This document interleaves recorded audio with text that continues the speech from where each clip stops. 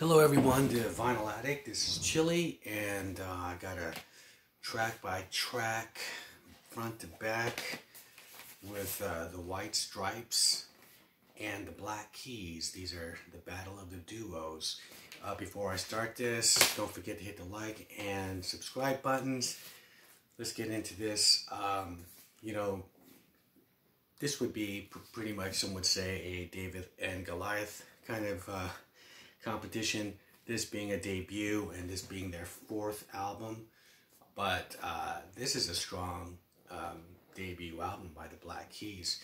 So, and this is the one that kind of brought the White Stripes into as a household name, with the fourth album here. So let's find out. Okay, so let's start with track one, side one. We got Seven Nation Army and Busted. Okay, now for this one, as an opening track, I took the Black Keys. I just thought it just like, it just hit me quicker, and I mean, I do like the momentum that Seven Nation Army builds. Of course, it's a classic song, but as far as listening to an album, this was a great opener. Second one, Black Math and Do the Rump. It was close. I liked Black Math.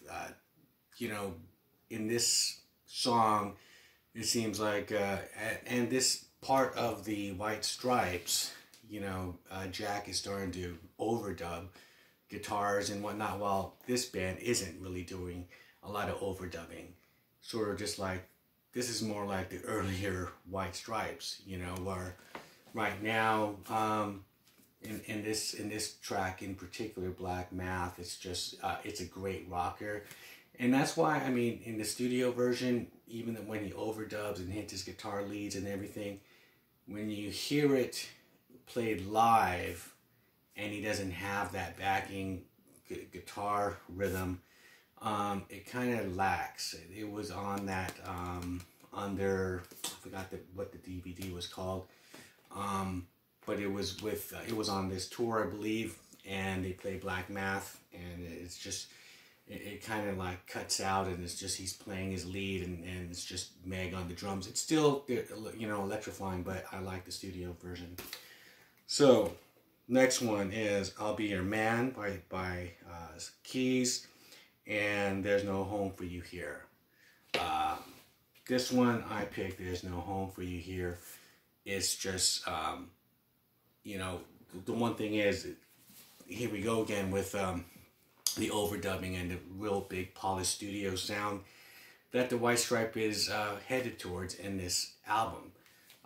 But the ideas that Jack is doing is just is beyond anything with what he's working with, and it's phenomenal. And I mean, I like I'll Be Your Man. It's a great tune, but I just like where he was going with the White Stripes, so I'm taking that one. And the next song is I Just Don't Know What to Do with Myself and Countdown. I Just Don't Know What to Do with Myself, I believe, is a cover song. I always will take something original. Even though this is a great song by the Stripes, but I do like Countdown a lot. It just grooves well, for me. The next is In the Cold, Cold Night versus The Breaks. In the Cold, Cold Night is the one where Meg is singing, and there's no drums. It's just kind of like low-key, kind of, organ, guitar, and she's singing this little tale. I'm taking The Breaks. I think it was a cool effort. I mean, her stepping up and everything, and breaking the momentum, and that's the thing about this album. There's a lot of different kind of diverse things that they're trying out and everything, and putting her to sing this song was one of them, but it just doesn't work for me. I like The Breaks more. Next is Run Me Down by the Keys, and over here, I Want to Be the Boy to Warm Your Mother's Heart. Long song titles on this album. I pick Run Me Down again. I mean, the thing is like, Dan has a really bluesy, soulful voice, more so than Jack White. Um, the thing is, they're all coming from the blues, and the one thing about it though is where Jack is at this point is that he is taking, it's not just stripped down blues anymore. He's going to different areas. There's like acoustic kind of folky things that he does. There's a lot of different ideas that and places that Jack goes. Of course, this is their first album, so they're really not exploring those things yet. So there's a handicap there, I understand. But as far as this goes, from I Want to Be the Boy That Warms Your Mother's Heart to Run Me Down, I'm taking Run Me Down. Okay, and so the last song on this side A, is She Said, She Said, which is a Beatles cover from, I thought, their best album, Revolver. And they got, on this one, is what is that song? You Got Her in Your Pocket. You Got Her in Your Pocket. Okay, so it's a good, they're both good album kind of closures for the side. But I'm taking She Said, She Said. I like the way that he made it, the Black Keys made it their own song, even though they still kept a lot of what it was, but it was just a whole new way of hearing it, especially the way he sings it, it was very unpredictable, for one thing, and it just kind of closed up the side really well. I felt like, compared to this one, that, it was sort of just like, okay, that's a good way to end that chapter and start the next side. I mean, this is actually, they spread it out on this one for the side one. So, but I thought She Said was a good side closure, and so I'm going with the Black Keys on that. So on that side, it's Black Keys 5, White Stripes 2. Okay, so we start off with the next side. Heavy Soul is on Black Keys and Ball and Biscuit. Now, Ball and Biscuit, there's a lot of what the Black Keys is doing is sort of reminiscent of what Ball and Biscuit is. That kind of slow, bluesy kind of thing. But with Jack White, it's like he can revisit that thing, that blues, slow blues jam all the time, but then just show why he's a master at it. And the guitar leads on here are phenomenal for that reason. It's like a 7-minute track, but this is my favorite song on here, is Ball and Biscuit, and especially when he does it live, it's just phenomenal. So I'm taking Ball and Biscuit on this one. And Yearnin' versus The Hardest Button to Button. The Hardest Button to Button is just pretty clever, and it's just it's just another side of the White Stripes. It's kind of quirky and everything, especially the video with all the it just keeps on the band is just it's just everywhere, just you keep on multiplying, and everything is really cool, and it kind of shows that kind of different side of them. So I'm taking The Hardest Button to Button.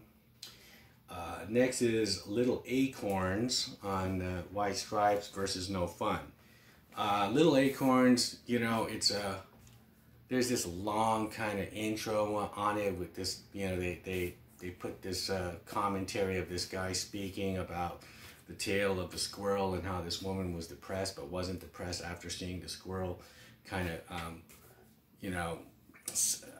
harvest or save their acorns for the winter and everything, and it got her not depressed anymore. And this whole thing, it was just like, it kind of like, for me, just kind of like, it didn't really, was thought-provoking enough to go, okay, I want to hear this. It was just like kind of dragging out where, these guys were just like, No Fun was just kept the groove going. And so I went with this. I went with the Black Keys. Now, Hypnotize, and the song on here is Them Eyes. This was close, but now they went back to rocking, and Hypnotize is the one I went with on here. You know, when in this album there's like so many like 3-minute kind of rockers that are just like, you know, Jack is good for. You know, he'll throw these out, you know, in between his experimental crap that he's doing on this album. He'll just still give you what you need, you know. So, and Hypnotize was one of them. Then we got Leaving Trunk over here. And on this one, we got The Air Near My Fingers. I picked Leaving Trunk on this one. And the next one is Girl, You Have No Faith in Medicine, for the White Stripes. And next to Brooklyn Bound, Girl, You Have No Faith in Medicine is just like I said, it's another one of those hypnotized type of songs, Black Math songs, just straight ahead rock, you know. These songs were more so on this album, he was doing that, and it was really cool. So I went with that one. And then the last song, It's True That We Love Each Other, and 200 Years Before Your Time. It's a kind of more, this one is more of like an instrumental kind of piece. It starts off with a hip hop beat. I felt like it was a good way to end the album, but it didn't kind of, it seemed like it didn't belong in the album compared to what you were hearing. It wasn't cohesive, and so maybe it's sort of just like, where are they going with this? You got to get the next album. You could look at it that way, but it just seemed kind of like, they just kind of threw that in there.